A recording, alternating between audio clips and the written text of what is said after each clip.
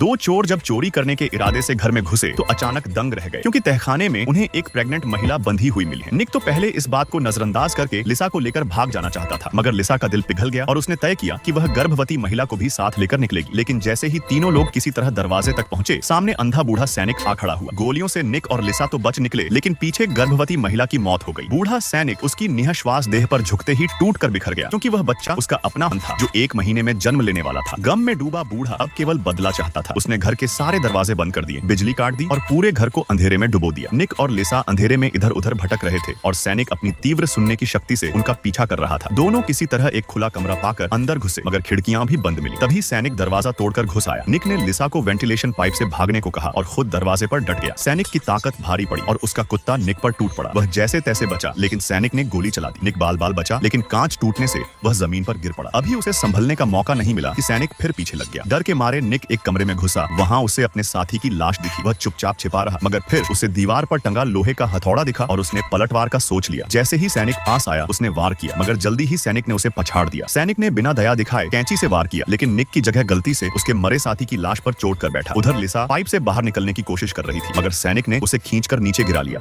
और बुरी तरह पीटा, पर मारा नहीं। उसने उसे बेहोश कर दिया। होश आने पर लिसा ने देखा कि सामने सैनिक बैठा है और बगल में वही मृत गर्भवती महिला पड़ी है। तब सैनिक ने अपने अतीत का काला सच बताया। वह महिला वही अमीरजादी थी जिसने उसकी बेटी को गाड़ी से कुचलकर मार दिया था। मुआवजे के पैसे उसने ले लिए, मगर बेटी की मौत का दर्द नहीं मिटा। इसलिए उसने उस महिला को बंदी बना लिया और उससे बच्चा पैदा करवाने की योजना बनाई, ताकि खोई हुई बेटी की कमी पूरी हो सके। लेकिन अब बच्चे के न जन्मने की वजह से उसने सारा गुस्सा और दोष लिसा पर डाल दिया।